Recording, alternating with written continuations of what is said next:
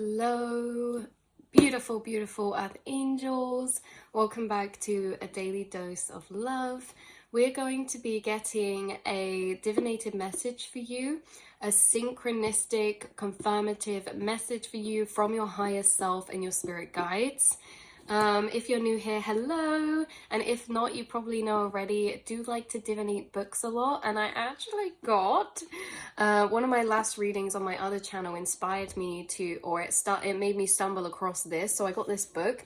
So it's essentially a dictionary of emotions. So we're going to be getting an emotion through that maybe you experience very frequently, but this is not just any dictionary or emotions, you guys. These are emotions or words for emotions that we all feel but don't have the language to express yet. So these are essentially very abstract, and if you found this reading, you're someone who experiences emotions that are very complex and abstract and sometimes indescribable, and it's seemingly following you like a cloud in everything that you do. You experience these complex emotions because you're actually having a deeper experience of life and reality around you, which comes from feeling these complex emotions, whether they're sentimental, joyful, grateful, sad, positive, negative, it doesn't matter. You experience a lot of complex emotions. So let's have a little flick through and maybe get one through that you could be experiencing around the time of seeing this.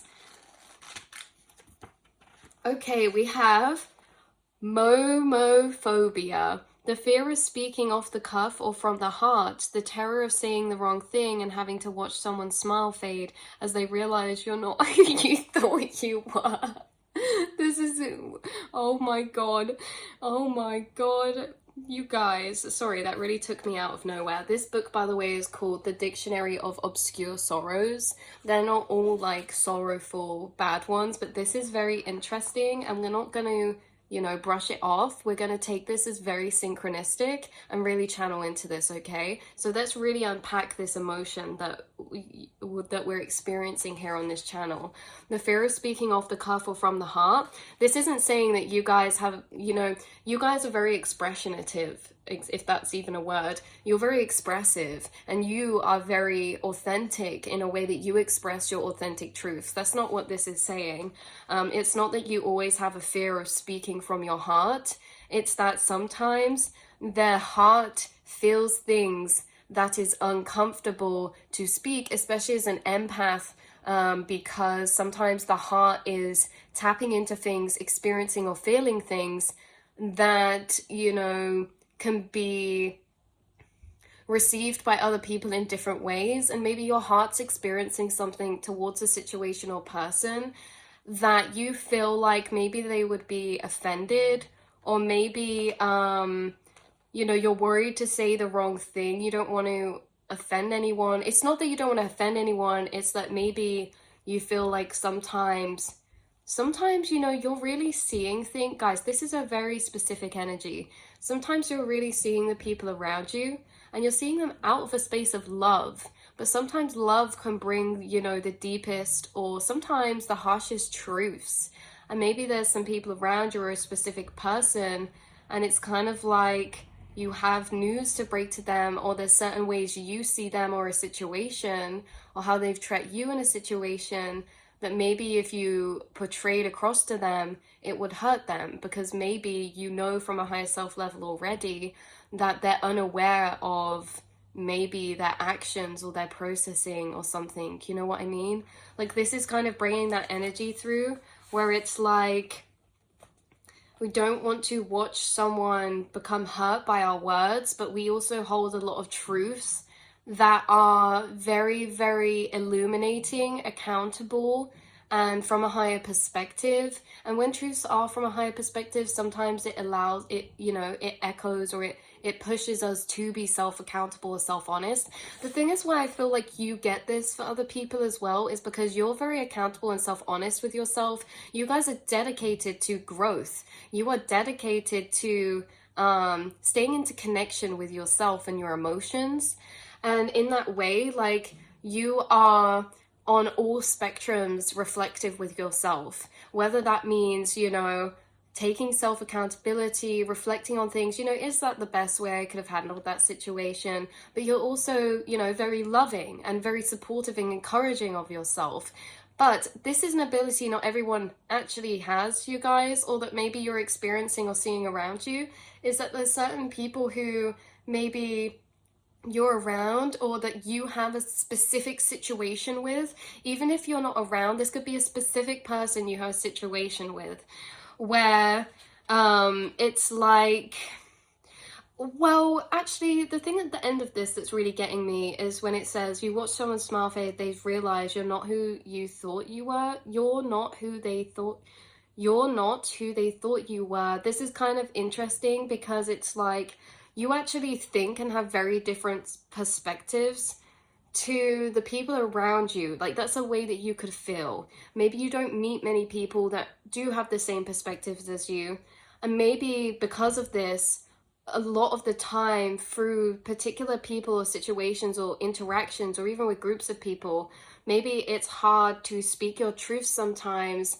because of how differently you see things, and because not everyone is open or willing to look at things from a different lens or the devil's advocate towards themselves, or a lens of truth and accountability, right? So this is like, you know, some of the higher perspectives you hold that if you were to channel as advice to someone or something, maybe they would be triggered in a particular way, or they would see you in a different light as if you're being a particular way, when in actuality it's just a different way of seeing or perceiving life that is very hard to be understood. Like that lens that you see life from, sometimes that's hard to be understood. So it's kind of interesting. Yeah, so this says ancient Greek, blemish and disgrace, fear. Momus was the ancient Greek god of mockery and harsh criticism, pronounced Moma. So when it says a Greek god about mockery and harsh criticism, that's how some people could take some of your higher truths sometimes. But remember, it's only the people that are in a state of self-protection who will do this. It's only people who are in a triggered state of ego or self-protection that will do that. A lot of the time, people actually are really welcoming to your higher perspectives and your higher truths. And actually, maybe this is a sign that, you know, you hold a lot of wisdom, and that not everyone, like maybe this is a conditioning to break away from, that not everyone is going to receive you that way. Meaning, like, you know, your truths are really illuminating. People might actually really appreciate that. Like, you might hold your truths back in fear of offending people or hurting people, but in actuality, maybe that fear is an illusion. Maybe there's a lot of people that would actually be really appreciative of a different perspective they've never even thought of before, even if it does involve some self-truth or accountability. Because, you know, you can't really deny the truth. If it fits, it fits. If it doesn't, it doesn't. And in that way, there's really nothing to be offended about, right? Because if it resonates with someone, it might make them actually feel really seen and not like you're coming at them or having a go at them. Maybe you guys had situations in the past where you had dynamics of friends, family, or relationships who actually were very clashing in ways that maybe they had narcissistic tendencies or traits, or they could have gaslit you in ways that when you were having conversations with them, they could have got more protective and argumentative rather than hearing out your perspective or opinion. And maybe that's why you guys feel like speaking your authentic truth, perspective, or opinion that's maybe why you fear it sometimes, because in the past when you've spoken your authentic opinion from your heart space, it's been misunderstood or twisted and turned against you. And so maybe something through time that you've learned to do is actually see the beauty in your higher perspectives, is to see the beauty in your truth, is to dissolve this fear. Because what we were talking about at the start of this reading about like people not taking something the right way, I feel like that's actually a very etheric energy that I'm tapping into, meaning it's not actually the situation, it's the potential of a situation. So it's very interesting because it's like all of the time, if you ever do, you know, you're scared to speak from your heart or say this or that, it's normally from fears of potential outcomes. It's never what it actually is. Some of you might be far away from the people in the past who made you feel this way, but we can still carry conditionings with us, right? And I'm so sorry that anyone ever made you feel that way at any point in time, that made you feel like, you know, that was really triggering for them. to hear a perspective that requires accountability, to hear a perspective that is, you know, closer in resonance to the truth of a higher matter of a situation, and yet to kind of turn that energy and project it onto you in a way that maybe they felt hurt because they feel embarrassed or ashamed, and then they turn that energy really into projection. So I'm sorry if any of you have ever been projected on. It may have caused conditionings where you then, in the future moving forward, even if you're in a space with a safe person or someone who's really understanding, or, you know, it's really nothing to do with people, our conditionings. It's really to do with our past experiences and our body and emotional self. It really learns from the past, and so it utilizes that in the future because it thinks it's going to help protect and help the self survive. But actually, you guys are far away from some of these people who, you know, they it's this energy of triggering someone through your emotions, or speaking about how you feel about something, or giving your perspective or opinion. Again, like I say, maybe it's a family member in the past, maybe it was a friend, maybe it was a relationship that you guys tended to clash or have broken communication, and there could be this fear of losing someone, or there's fears of abandonment programming stemmed into this in your communication that you're breaking away from by being able to speak your opinion and your heart space and your authentic truth, in a sense of detaching from fear of abandonment. Because in speaking my authentic truth, I don't want someone to take that the wrong way, get angry with me, and then leave me. So then I'll suppress my emotional truth. Do you see how this is connected?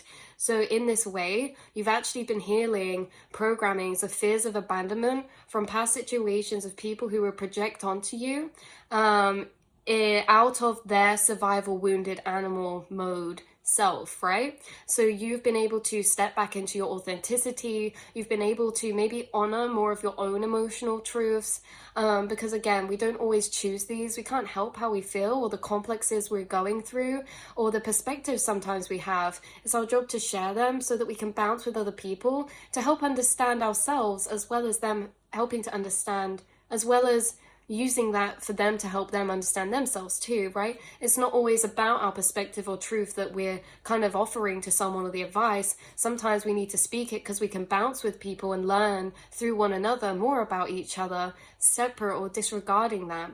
So you guys have healed a lot of maybe expressional energies. You've healed a lot of abandonment wounds or fears of abandonment.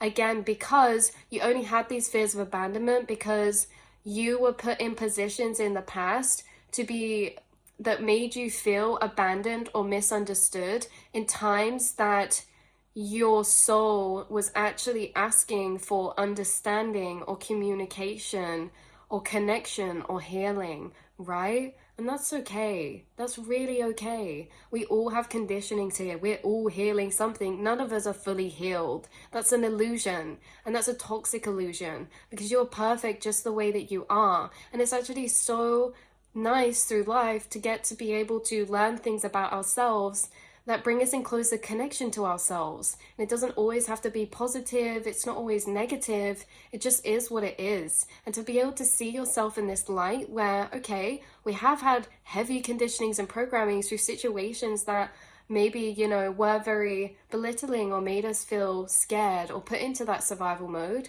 But also, we can love ourselves back from that. Love ourselves back into our authentic self. Love ourselves back into our expressionate self. Love ourselves back into a space of safety where we can be free and express ourselves freely without these constraints or these fears or, you know, these conditionings or programmings. And that's what you've been doing through time. You've been having opportunities to do this. And there may be an opportunity right now for this exact thing, speaking about things that, or your opinion or perspectives that you feel like sometimes you tell yourself, no, don't say that just in case. but actually taking the chance to say that and do those things, you're actually learning you're really appreciated. You think really outside the box. And a lot of the time, to other people or friends, people just confirm friends' belief systems, but you guys actually bring a different view. You don't just tell people what they want to hear, you see things from different perspectives, from different levels of truth. And that's really, really priceless. Because again, like I say, there could be a friend who, or person who, with the people around them, all they do is reflect back and confirm their own perspective, what they're experiencing. Whereas you're someone who will always bring an alternative view, because that's what you do to yourself. Because you understand we can't see the cells clearly. There's so much we can be blind to, and the subconscious works in abstract ways. And so you're always bringing these alternate views of mirrors of reflection to self, and you do that for yourself. And so you do this for other people, and that is really appreciated. That is appreciated, because you need to know that, because the same thing that's so deeply special, unique, and appreciated about you is the thing that you learn to at one point suppress or fear doing, because of those past conditionings. You guys make me feel so emotional. That exact trait that sometimes you go through complexes inside of thinking, you know, is it safe to say this here? Can I say this to person or this or that? Is the same trait that when you do act on, that's something that makes you, or the people around you feel like that's really unique to you, that's really special, that you actually have the ability to see things from different points of view, to see things from outside the box, to offer an alternate lens of view, whether that is in a way uncomfortable to experience or not.